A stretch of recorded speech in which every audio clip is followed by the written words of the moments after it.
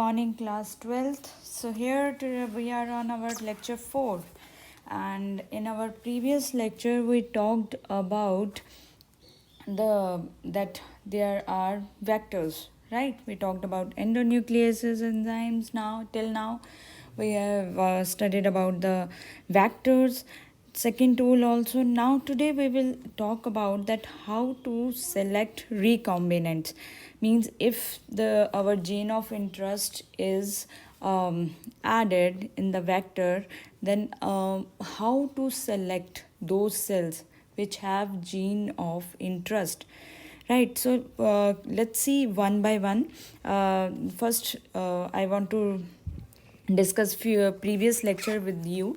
We talked about different kinds of vectors. If you recall the previous lecture, we talked about different kinds of vectors. We talked about vectors in plants and animals, and one of the vectors we talked about is Agrobacterium tumefaciens, right? If you recall, that is a tumor inducing plasmid, tumor inducing plasmid of agrobacterium. Especially it is used as a cloning vector in case of plants.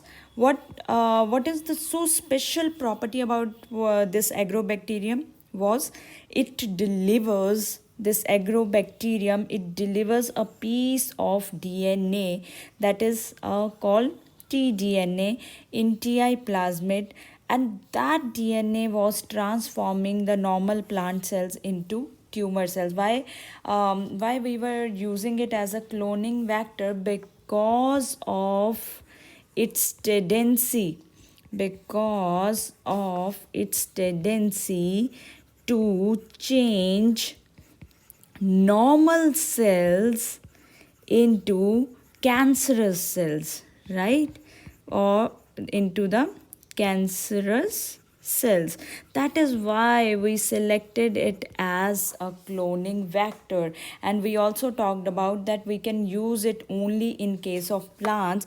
And the most other feature which is usually asked is that it infects majority of dicot plants. This Agrobacterium tumefaciens, it infects dicot plants. So its plasmid, that has a very good property, because plasmid they can replicate, so we can use its plasmid for as our cloning vector. Now other, that was for the plants. Other, what we discussed, that other retroviruses, those which have RNA as the genetic material, adenoviruses, papilloma viruses, they are used as the cloning vectors in animals. Sometimes questions that this question asked in MCQ, that agrobacterium is specifically used for, then confidently mark that it is a plant, used for plants. Now papilloma, adenoviruses, retroviruses, they are used as cloning vector because of their ability, also same ability to transform the normal cells into the cancer cell, but they are mostly used in case of animals, right and they how they can use in animals. अगर सीधा direct use कर देंगे इनको, क्योंकि इनके पास तो ऐसी property है कि ये नॉर्मल सेल को कैंसर सेल बना देंगे. सो सबसे पहले आपको इसका पैथोजेनिक इफ़ेक्ट, जिससे ये नॉर्मल सेल को कैंसर सेल में चेंज करते हैं, उस जीन को ख़त्म करना पड़ेगा. And this condition is called disarmed. तो दीज वैक्टर्स, जब हम इनको पैपिलोमा, रेट्रोवायरसेस, एडिनोवायरसेस, क्योंकि ये इन्फेक्ट करते हैं, सो इनकी इन्फेक्शन करने वाली जीन को पहले आपको ख़त्म करना है. Only then you can use your desired gene to the animals by using them as the vectors. Please understand this point very carefully कि आप retroviruses, adenoviruses, papilloma viruses, you cannot use it directly because they have infectious agent which change the normal cell into cancerous cell. So पहले आपको उसको ख़त्म करना पड़ेगा, उस gene को, जिसकी वजह से ये इनकी प्रॉपर्टी है जिससे कैंसर बन रहा है, उस जीन को हम ख़त्म करेंगे and then we can use it as a vector. Now हमें कैसे पता चलेगा? Suppose this is my vector, okay, and this is my gene of interest, और इसको मैंने डाल दिया है अपने होस्ट में. राइट, होस्ट अगर ई कोलाई हम ले लें तो now my this plasmid is with the gene of interest is in the E coli. But हमें कैसे पता चलेगा? Suppose there is another cell, let's make another cell, और यहाँ पे मेरे पास कोई भी जीन ऑफ इंटरेस्ट नहीं आई है, राइट. और some time there is a condition कि यहाँ पे मेरे पास वेक्टर ही नहीं इंसर्ट हुआ है, ऐसी कंडीशन भी होती है. So how you are going to select those cells which have gene of interest from the others? So those which have gene of interest with the vector, that is called recombinants. यहाँ पे first, before give you detail of each term, I want to discuss 4 terminologies with you जो कि बहुत सारी books में आपको मिलेंगी और आप confuse होने वाले हो. So listen to me very carefully. There are 4 terminologies which are mentioned in different books. That is, they said non-transformed cells, right? Listen to me very carefully. Then there is the transformed ones, and then there is the another term, transformed with non-recombinants, right? Transformed है but with the non-recombinants, and last one is transformed with recombinant. अब इसका मतलब क्या है? Non-transformed means those which are not going to, those cells जिनके पास कुछ भी नहीं है, ना ही वेक्टर है ना ही जीन ऑफ इंटरेस्ट है. सिंपल ई कोलाई के अंदर कुछ भी एंटर नहीं हुआ. Those are called non transformed cells. So transformed cells, they can be of 2 types. They can be non-recombinants, they can be recombinant, right? So transformed with non-recombinant का मतलब क्या है? Transformed cells with non-recombinant. अगर ये मेरा E. coli है, right? Now this E. coli, it has vector, but it does not have gene of interest. So means vector में कुछ चेंज ही नहीं हुआ. It is complete vector. Gene of interest आई ही नहीं वेक्टर के अंदर. This kind of cells they are called as transformed cells with non recombinant, क्योंकि जीन तो ज्वाइन ही नहीं हुई. सो इसलिए बोलेंगे इसको नॉन रिकॉम्बिनेंट. रिकॉम्बिनेशन हुआ ही नहीं, ज्वाइनिंग हुई ही नहीं. सो ट्रांसफॉर्म्ड विद नॉन रिकॉम्बिनेंट. फिर हमारे पास दूसरे ये ई कोलाई है. अब यहाँ पे ये वेक्टर है and this vector is having our gene of interest. So इसको क्या बोलोगे आप? इसको हम बोलेंगे transformed cells with recombinant gene, or you can say recombinant vector. I hope these terms are clear. Non-transformed cell जिसमें कुछ नहीं आया, ना वेक्टर ना जीन. ट्रांसफॉर्म्ड सेल्स में 2 टर्म्स होती हैं, non recombinant and with recombinant. Non recombinant जिसमें वेक्टर तो आ गया है सेल के अंदर बट इसमें जीन ऑफ इंटरेस्ट ही नहीं है हमारी, सो हमें कोई फ़ायदा नहीं होने वाला. ट्रांसफॉर्म्ड विद रिकॉम्बिनेंट वेक्टर, ये तो हमें बहुत इंपॉर्टेंट है, ये तो चाहिए ही चाहिए, because this is carrying our gene of interest और हमें इसी रिकॉम्बिनेंट को सेलेक्ट करना है. सो क्या है हमारा topic? How to select recombinants. So selection of recombinants के लिए there are 2 methods given in your NCERT.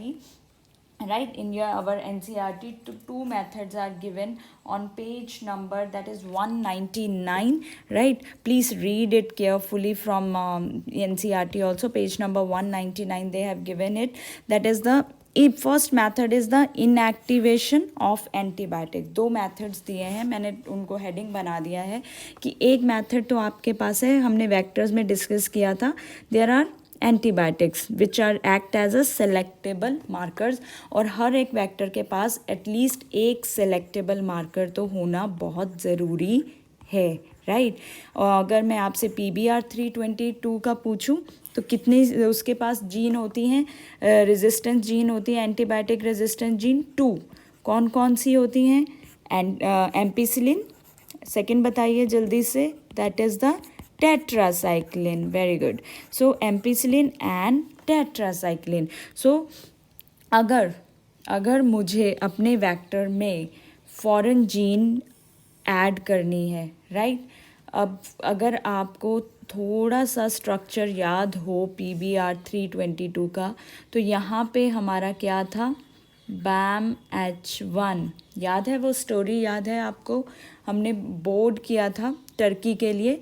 तो यहाँ पे हमारी टर्की के लिए हमने क्या लिखा था, टेट्रासाइक्लिन जीन।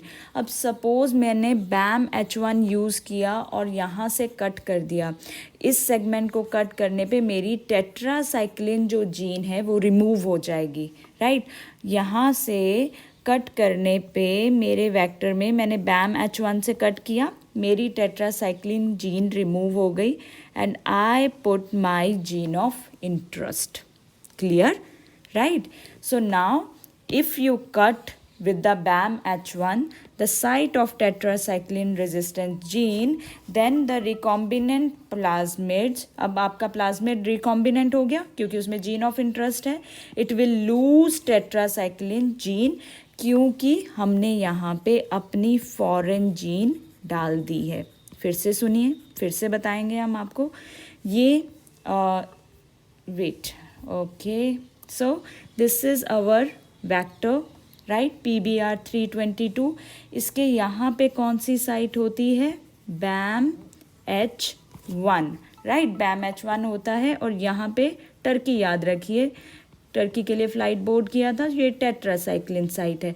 तो यहाँ पे अगर आपने कट किया BAMH1 से तो आपकी टेट्रासाइक्लिन PBR322 से रिमूव हो जाएगी। This is now which kind of plasmid, it is recombinant plasmid, right.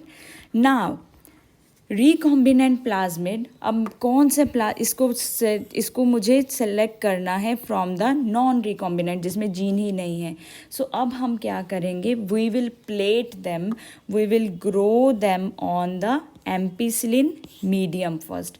सबसे पहले आप अपने प्लाज्मिड को, 2 प्लाज्मिड हैं, एक के पास जीन ऑफ इंटरेस्ट है, एक के पास कुछ नहीं है, राइट। सो इनको हमने ग्रो किया किस मीडियम में, सबसे पहले दिस मीडियम, ये पेट्री डिश में क्या डाला है, ampicillin, right, ampicillin antibiotic medium. अब those transformed cells growing on ampicillin medium, all, ये दोनों के दोनों ट्रांसफॉर्म्ड हो सकते हैं, दोनों के दोनों ट्रांसफॉर्म्ड हैं, राइट। अब एक नॉन रिकॉम्बिनेंट है, एक रिकॉम्बिनेंट है। अब इनको हमने ट्रांसफ़र कर दिया एम्पिसिलिन से किस मीडियम में, now we have shifted them to the tetracycline medium. सबसे पहले किस में ग्रो कराया, एम्पिसिलिन में, फिर उनको किस पे ट्रांसफ़र कर दिया, now we have transferred them on the tetracycline medium. Now you people think and tell me which colonies will be able to grow, which colonies would be able to grow on the tetracycline medium, those which are with the recombinants or with the non-recombinants. It is very simple that recombinants,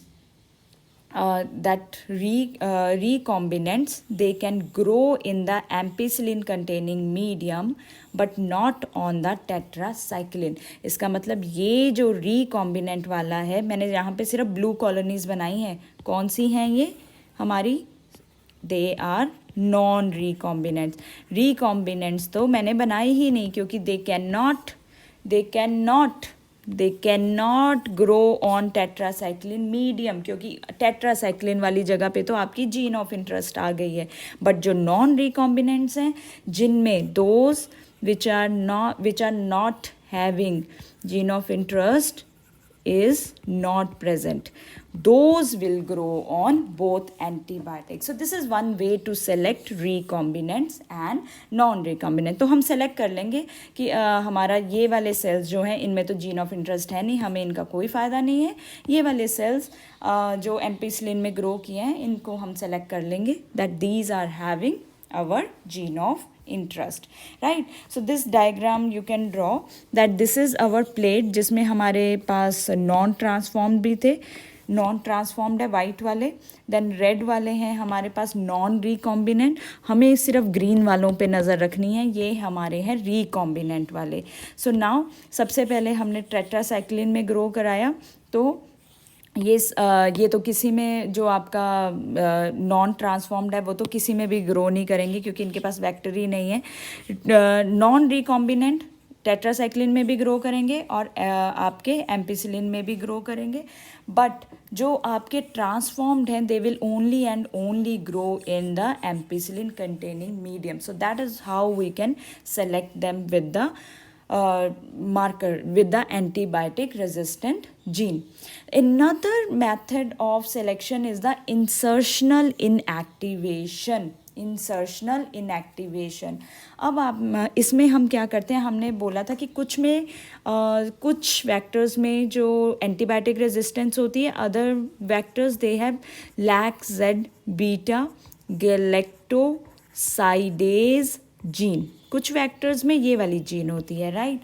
now on the basis of colour production, on the basis of color production in the presence of chromogenic substrate, recombinant and non-recombinant they are selected। अब यहाँ पे हम colour producing colonies की बात करेंगे, मतलब हमने कुछ कलर इंड्यूस किया है जो कि कलर प्रोड्यूस होगा जिसकी वजह से हम रिकॉम्बिनेंट और नॉन रिकॉम्बिनेंट को सेलेक्ट कर लेंगे। अब हमने क्या किया कि जो हमारा रिकॉम्बिनेंट डीएनए था, रिकॉम्बिनेंट डीएनए मतलब your vector with the gene of interest, उसको इंसर्ट कर दिया with in the coding sequence of an enzyme. कौन सा एंजाइम? Beta galactosidase. मेरे पास ये बीटा गैलेक्टोसाइडेज जीन थी, इसके अंदर मैंने क्या इंट्रोड्यूस कर दिया? अपना रिकॉम्बिनेंट, राइट। अब इससे तो ये इनएक्टिवेट हो गई, सो मेरी बीटा गैलेक्टोसाइडेज जो जीन थी वो इनएक्टिवेट हो गई अगर मेरे सेल्स कंप्लीटली रिकॉम्बिनेंट डीएनए के साथ ट्रांसफ़र हुए हैं। सो इसका मतलब अब there will be no substrate change into product, beta glycosidase की कोई प्रोटीन नहीं बनेगी यहाँ पे, और प्रोटीन नहीं बनेगी तो कलर प्रोडक्शन भी नहीं होगा। So now bacterial colonies which are having transformed plasmid, they will show no coloration, while those, अगर सपोज ये प्लाज्मिड है, इसमें कोई जीन ऑफ इंटरेस्ट नहीं है, राइट। अगर इसमें कोई भी हमारी जीन ऑफ इंटरेस्ट नहीं है, तो अगर जब आपने इसको अटैच किया with your beta glycosidase gene, कोई फ़र्क नहीं पड़ा, it will produce blue colour colonies, क्योंकि हमारी जीन इनएक्टिवेट नहीं हुई। लेट्स डिस्कस इट, आपको अभी समझाती हूँ। As you can see this is our bacterial cell E coli, right. Now सबसे पहले मेरा ये वेक्टर है, राइट। अब ये वेक्टर के पास कौन सी जीन प्रेजेंट है? Beta galactosidase. कौन सी जीन है? Beta galactosidase, clear.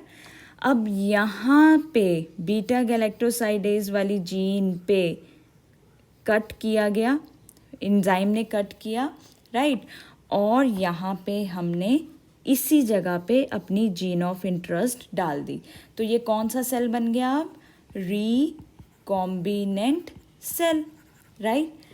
अब ये रिकॉम्बिनेंट सेल के पास आपको कोई बीटा गैलेक्टोसाइडेज दिखाई देगा? No. So it means no colour production.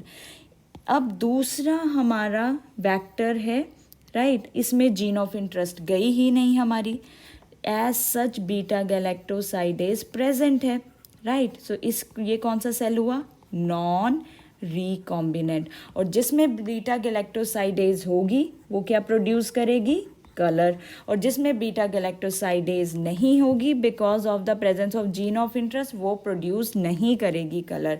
तो सबसे पहले आपने आइसोलेट किया प्लाज्मिड डीएनए को और अपनी जीन ऑफ इंटरेस्ट को, उसको कट किया एंड फिर उसको ज्वाइन करके, सेम प्रोसेस जो अब तक हम करते आ रहे हैं, एंड देन अब हमने चेक किया उसको थ्रू द बीटा गैलेक्टोसाइडेज। तो यहाँ पे जो आपको green colour colonies, let's make it colour, ये ग्रीन कलर कॉलोनीज जो बहुत सारी ब्लू कलर होती हैं, एक्चुअली ब्लू कलर कॉलोनीज जो दिखाई देती हैं, these blue colour colonies, they are non recombinant cells with original, और इसको हम बोलते हैं इंटैक्ट LAC-Z जीन। मतलब जीन पड़ी है LAC-Z, कुछ नहीं हुआ।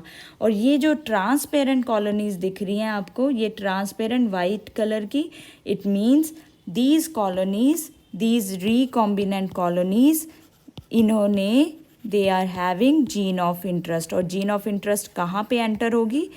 जहाँ पे आपकी बीटा गैलेक्टोसाइडेज साइट है, right. So this is meaning कि या तो आप एंटीबायोटिक रेजिस्टेंट जीन से यू कैन सेलेक्ट, और you can select with the LAC-Z gene. So this is LAC-Z gene. You can draw this kind of diagram also if it is feasible for you. This was our vector which is having your LAC-Z gene which code for beta galactosidase. इसमें हमने डाल दी dye, chromosome dye, right. Chromogenic substance बोलते हैं हम, chromogenic substance we added here which produces blue colour colonies जब इसको medium पे ग्रो करते हैं। अब यहाँ पे हमने अपना डाला फॉरेन जीन। फॉरेन जीन डालने पे यहाँ पे फॉरेन जीन डाल दिया हमने, suppose I am making it red. Foreign gene डालने पे नाउ दिस लैक जीन, जो आपकी पूरी लैक जीन थी, that get inactivated. So this is the recombinant DNA with foreign gene which is inserted into LAC-Z gene of vector. Because of insertion of foreign gene, LAC-Z gene was inactivated. And ये definition आती है कि what do you mean by insertional inactivation? Because of insertion का मतलब add कर दिया आपने, insertion of foreign gene और DNA, LAC-Z gene was inactivated and process is called insertional inactivation, right? So these are our two methods which help us to select the recombinants from the non-recombinants. I hope that because this topic is very very important, many questions come from this topic. So I'm leaving you here with few questions of MCQ which are the most expected questions in the NEET examination, right?